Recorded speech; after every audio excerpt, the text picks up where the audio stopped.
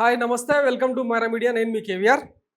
ఆంధ్రప్రదేశ్లో liquor scam ఎటు దారితీస్తుందో చూస్తూనే ఉన్నారు కదా. బాలాజీ గోవిందప్ప అనే ఒక వ్యక్తిని అరెస్ట్ చేసి ఇక ఆయనను జగన్ మనిషి అని చెప్పి ఇక మభ్యపెట్టే కుట్రలు, సిట్ దర్యాప్తులో ఈ అంశాలు తేలినాయి అని చెప్పి ఆయన మీద పూర్తిగా బురదలే కార్యక్రమానికి తెరదీసింది ఈ ఎల్లో మీడియా. అసలు సిట్ అధికారులు ఏం చెప్పారు, సుప్రీంకోర్టు ఏం సీరియస్ వార్నింగ్ ఇచ్చింది, ఇవన్నీ నిన్ననే డీటెయిల్గా మాట్లాడుకున్నాం కదా. ఇంకా ఆ సుప్రీంకోర్టు ఆదేశాలను కానీ సుప్రీంకోర్టు అక్షింతలను కానీ ఈ పచ్చపత్రికలు పట్టించుకోకుండా ఎట్లా రాస్తున్నాయి ఫస్ట్ ఇది మాట్లాడుకున్న తర్వాత అసలు మద్యం కుంభకోణంలో జరిగిందేంటి, జరుగుతున్నదేంటి డీటెయిల్గా చెప్పుకునే ప్రయత్నం చేద్దాం. జగన్ మనిషి బాలాజీ కుటుంబానికి సన్నిహితుడు, మద్యం స్కామ్లో కీలక పాత్ర. తరచూ రాజ్ కసిరెడ్డి ఆఫీస్కు ఖాళీ కారులో వచ్చి నోట్ల కట్టలు మూటగట్టుకొని వెళ్ళిపోయాడట. ముడుపులతో కర్ణాటకలో స్థిరాస్తి వ్యాపారాలు. అంతిమ లబ్ధిదారు అంటే ఇక్కడ ఎవరంటే జగన్ అని వీళ్ళ అర్థం అనమాట. చేర్చడంలో కీలకం. వ్యక్తిగతంగానూ లాభపడ్డ బాలాజీ రిమాండ్ రిపోర్ట్లో సిట్ వెల్లడి. కస్టడీకి ఇవ్వాలని కోర్టుకు అభ్యర్థన, 20 వరకు రిమాండ్, జైలుకు తరలింపు. ఇది ఒక వార్త. ఇది ఇంకో పచ్చపత్రిక వార్త అనమాట. మద్యం ముడుపులు మూడగట్టింది బాలాజీ. రాజ్ కసిరెడ్డి కార్యాలయం నుంచి తన వాహనంలో తరలించేశారు. ఆ సొత్తుతో భారీగా ఆస్తులు, విలాసవంతమైన వాహనాల కొనుగోలు, వస్తువుల కోసం ప్రత్యేక వ్యవస్థ రూపొందించింది ఆయనే. జగన్ కుటుంబంతో ఉన్న సాన్నిహిత్యంతో నేరపూరిత కుట్ర. గోవిందప్ప బాలాజీ రిమాండ్ రిపోర్ట్లో సిట్ ఈ నెల 20 వరకు రిమాండ్ పొడిగించిన న్యాయస్థానం అని చెప్పి వీళ్ళు రాసుకొస్తున్న వార్త. సిట్ మొత్తం వీళ్ళకు పిన్ టు పిన్ ఆధారాలు ఇచ్చింది కాబట్టి వీళ్ళు ఇట్లా వండి వారుస్తూ ఉన్నారని మనం అర్థం చేసుకోవాలి. కానీ వాస్తవంగా జరిగింది ఏంది ఒకసారి చూడండి. అసలు స్కామ్ ఎవరిది, లంచాలు ఎవరికి ఇస్తారు? టీడీపీ ప్రభుత్వంతో పోలిస్తే వైఎస్ఆర్సీపీ పాలనలో అమ్మకాలు తగ్గింది నిజం కాదా? ఈ నేపథ్యంలో లిక్కర్ స్కామ్లో వాస్తవంగా స్కామ్ చేసింది ఎవరు అనేది పరిశీలిస్తే మద్యాన్ని ఎక్కువగా అమ్మితే లంచాలు ఇస్తారు, అమ్మకాలు తగ్గిస్తే లంచాలు ఇస్తారా? మద్యం అమ్మకాలను ప్రైవేట్ వ్యక్తులకు అప్పగిస్తే లంచాలు ఇస్తారా, లేక ప్రభుత్వం ద్వారా మాత్రమే అమ్మితే ఖజానాలో ఆ డబ్బులను జమ చేస్తే లంచాలు కమిషన్లు ఇచ్చేందుకు పోటీ పడతారా? విక్రయ వేలను తగ్గిస్తే లంచాలు ఇస్తారా, లేక ఎక్కువ సమయం అమ్మేలా చేస్తే లంచాలు ఇస్తారా? మద్యం దుకాణాలను పెంచితే లంచం ఇస్తారా, దుకాణాలను తగ్గిస్తే లంచం ఇస్తారా? దుకాణాలకు తోడు పర్మిట్ రూమ్లు, బెల్ట్ షాపులు పెడితే లంచాలు ఇస్తారా, లేక బెల్ట్ షాపులను తీసేసి పర్మిట్ రూమ్స్ రద్దు చేస్తే లంచాలు ఇస్తారా? 2014-19 మధ్య చంద్రబాబు నిర్ణయించిన బేసిక్ రేట్లను పెంచి డిస్టిలరీల నుంచి కొనుగోలు చేస్తే లంచాలు వస్తాయా, లేక పాత రేట్లను కొనసాగిస్తే లంచాలు వస్తాయా? ఇవి వీళ్ళు సమాధానం చెప్పాల్సిన అంశాలు.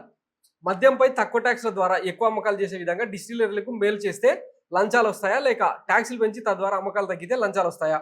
ఎంపిక చేసుకున్న 4-5 డిస్టిలరీలకు మాత్రమే అధికంగా ఆర్డర్లు ఇస్తే లంచాలు ఇస్తారా? అన్ని డిస్టిలరీలకు సమాన స్థాయిలో ఆర్డర్లు ఇస్తే లంచాలు ఇస్తారా? ఇప్పుడున్న డిస్టిలరీలో అత్యధిక భాగం అనుమతులు ఇచ్చింది చంద్రబాబు ప్రభుత్వంలోనే ఉన్న వారికి లంచాలు వస్తాయా, లేక ఏ ఒక్క డిస్టిలరీకి కొత్తగా అనుమతులు ఇవ్వకుండా కొత్త బ్రాండ్లకు ఛాన్స్ ఇవ్వకుండా నడిపిస్తే వైసీపీకి లంచాలు వస్తాయా? వైసీపీ హయాంలో జరిగింది ఏంటంటే 2014-19 మధ్య 5 ఏళ్లలో కొత్తగా ఒక్క డిస్టిలరీకి కూడా అనుమతి ఇవ్వలేదు. మద్యం విధానంలో అక్రమ దందా సాధించే సిండికేట్ వ్యవస్థను పూర్తిగా ఎత్తేసింది. లిక్కర్ షాపుల నుంచి పూర్తిగా ప్రైవేట్ వ్యక్తులను తొలగించింది. ప్రభుత్వ ఆధీనంలోనే అమ్మకాలు సాగించింది. 33% మద్యం దుకాణాలు తీసేసింది. షాపుల సంఖ్యను 4380 నుంచి 2934కు తగ్గించింది. మద్యం దుకాణాలకు అనుబంధంగా ఉన్న 43,000 బెల్ట్ షాపులను, 4,380 పర్మిట్ రూమ్లను రద్దు చేసింది. మద్యం ధరలను షాక్ కొట్టేలా పెంచింది. ఎక్సైజ్ సంబంధించిన నేరాలకు పాల్పడితే శిక్షలను కఠినం చేసింది. మద్యం విక్రయాల వేలను కుదించింది. ప్రతి ఊరికి ఒక మహిళా పోలీసును నియమించింది. దీంతో మద్యం అమ్మకాలు కూడా భారీగా తగ్గాయి. మరి ఇంత జరిగితే వైసీపీ హయాంలో డిస్టిలరీల నుంచి, మద్య వ్యాపారాల నుంచి ముడుపులు అందినాయి. అవి బాలాజీ గోవిందప్ప, ఇంకా కుసుమోహన్ రెడ్డి, ఇతర వ్యక్తులందరూ మూటగట్టుకుపోయి ఇంకా బిగ్ బాస్కు ఇచ్చిరని చెప్తే ఇంకా జనం నమ్మాలి. అసలు సిట్ నివేదిక ఏం చెప్తుంది ఒకసారి మాట్లాడుకున్నాం. బాలాజీ గోవిందప్పతో బలవంతంగా సంతకాలు చేయించిన సిట్టు. ఇది ఇంకొక కౌంటర్ పార్ట్ అనమాట. థర్డ్ పార్టీ మొబైల్ ఫోన్లు, ల్యాప్టాప్లు అక్రమంగా జప్తు చేసి ఇష్టానికి రాసుకున్నారనమాట. అవాస్తవాలు, అభూత కల్పనలతో రిమాండ్ నివేదిక, ప్రత్యేక మెమో ద్వారా కోర్టుకు నివేదిక, వాటిని పరిగణలోకి తీసుకుంటామని ఉత్తర్వుల్లో పేర్కొన్న న్యాయస్థానం. టీడీపీ ఆఫీస్లో నివేదికలు తయారు చేసి వాటినే కోర్టుకు సమర్పిస్తున్న దర్యాప్తు సంస్థ. ఇది అతిపెద్ద ఆరోపణ అన్నమాట సిట్ మీద వస్తున్న. కాపీ పేస్ట్ రిమాండ్ నివేదికలతో రెడ్ బుక్ కుట్రలు మరోసారి బహిర్గతం. బాలాజీ గోవిందప్ప జగన్ దగ్గర పనిచేస్తున్నట్టు తప్పుడు రాతలు. నిజానికి ఆయన పలు అంతర్జాతీయ కంపెనీల సిమెంట్ దిగ్గజం వికాత్ ఏదైతే ఉందో దానిలో డైరెక్టర్గా, వన్ ఆఫ్ ది పార్ట్నర్గా కొనసాగుతూ ఉన్నాడు. ఆ వికాత్ అనే సంస్థ భారతీ సిమెంట్స్ను టేక్ ఓవర్ చేసి వాళ్ళకెంత కేవలం ఒక 29-30% మాత్రమే స్టేక్ ఉంది. ఇట్లాంటి సంస్థలో వికాత్కు మేలు చేసేదానికి ఇక బాలాజీ గోవిందప్ప ప్రయత్నం చేస్తున్నాడని చెప్పి వీళ్ళు రాస్తా ఉంటే చూస్తూ ఉండాలి మనం. ఈ అరెస్టుతో భారతదేశంలో ఎవరినైనా అరెస్ట్ చేయగలమని సందేశం పంపించింది కూటమి సర్కార్. సో పేరు వినిపిస్తే చాలు ఏదో ఒక రకంగా ఆ కేసులోకి లాక్కొచ్చి ఇక బోన్లో నిలబెట్టాలన్న తాపత్రయం ఈ కేసులో కనిపిస్తూ ఉందన్నమాట. ఇది ఒక్కటే కాదు, రేపు పొద్దున ఎవరి మీద ఎట్లాంటి కేసులైనా జస్ట్ ఒక సిట్ రాజకేశ్ రెడ్డి ఏదో రిమాండ్ రిపోర్ట్లో చెప్పిండని వీళ్ళు ఒక లిస్టు తయారు చేసుకుంటారు అనమాట రెడ్ బుక్ ప్రకారం. అందులో ఇక ఫలానా రాజకేశ్ రెడ్డి చెప్పిండు, ఈయనను విచారించాలని కోర్టుకు ఒక పిటిషన్ దాఖలు చేస్తారు, తీసుకొచ్చి అరెస్ట్ చేసి రిమాండ్ కావాలంటారు. ఇదా సిట్ దర్యాప్తు తీరు. అందుకే సుప్రీంకోర్టులో ఈ కేసు కూడా నడుస్తుంది, వ్యవహారం నడుస్తుంది. సిట్ నిన్న ఎంత దారుణంగా ఈ సర్కార్ మీద పోలీస్ వ్యవస్థ మీద సిట్ ఎంక్వైరీ మీద ఎన్ని అక్షింతలు వేసిందో చూసినాం కదా. సమాజంలో పలుకుబడి గల వ్యక్తులను ఇట్లా ఇష్టానికి అరెస్ట్ చేస్తారా అని చెప్పి తీవ్రంగా దుయ్యబట్టింది. దీనికి మాత్రం సమాధానం ఉండదు. బాలాజీ గోవిందప్ప ముందస్తు బెయిల్ పిటిషన్ సుప్రీంకోర్టులో విచారణకు రానుందని తెలిసి అంతకుముందు తెల్లవారుజామున ఆయన్ని అక్రమంగా అరెస్ట్ చేశారని గోవిందప్ప తరఫు న్యాయవాది కోర్టులో వాదించాడు. మరి దీనికి ఏంటి సమాధానం? అరెస్టుకు ముందే రిమాండ్ నివేదికలా? ఆ నివేదిక కుట్రే, ఇదిగో సాక్ష్యం. ఇక నిందితుల అరెస్టు విచారణ నిమిత్తం లేకుండానే టీడీపీ కార్యాలయంలో రిమాండ్ నివేదికలు రూపొందిస్తున్న కుట్రలు బట్టబయలయ్యాయి. బాలాజీ గోవిందప్ప రిమాండ్ నివేదిక ఈ అంశాన్ని వెలుగులోకి తీసుకొచ్చింది. ఆయన అరెస్టు కారణాలు వెల్లడిస్తూ నిందితుడు పెళ్లకూరు కుసుమోహన్ రెడ్డి ఇతరులు అవినీతికి పాల్పడ్డారని పేర్కొంది. అసలు బాలాజీ గోవిందప్ప అరెస్టుపై రిమాండ్ వేదికలో కుసుమోహన్ రెడ్డి పేరును ఎందుకు ప్రస్తావించినట్టు? ఏం లేదు, అందరికీ ఇంటర్లింక్డ్ కనెక్షన్స్ కలిపి ఇంకా ఇష్టారీతిన ఎంక్వైరీ చేసుకుంటూ పోతారనమాట.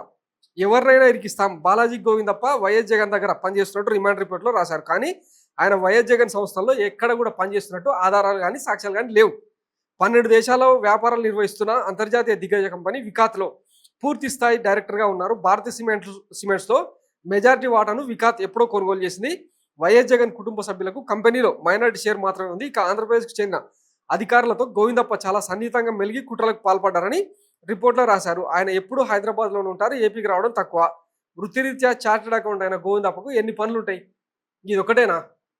సన్నిహిత సంబంధాలు అధికారుల దగ్గర ఉన్నాయని అంటున్నారు కదా, మరి ఆ అధికారులను కూడా ఇందులో ఇన్వాల్వ్ చేయాలి కదా. మరి ఏ ఒక్క అధికారి పేరును కూడా ఇందులో ప్రస్తావించట్లేదు ఎందుకు?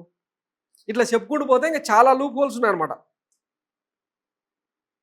ఇంకా ఇదే మద్యం కేసులో మద్యం విధానంతో సంబంధమే లేదు, తమపై నమోదైన చేసింది అక్రమ కేసు అని ధనుంజయ రెడ్డి, కృష్ణమోహన్ రెడ్డి ఇద్దరు సిట్ ఎంక్వైరీలో కోర్టు ముందర తమ ఆర్గ్యుమెంట్స్ వినిపిస్తున్నా కూడా ఇవేవి ఈ పచ్చపత్రికలకు ఎక్కవు, అవి రాయం.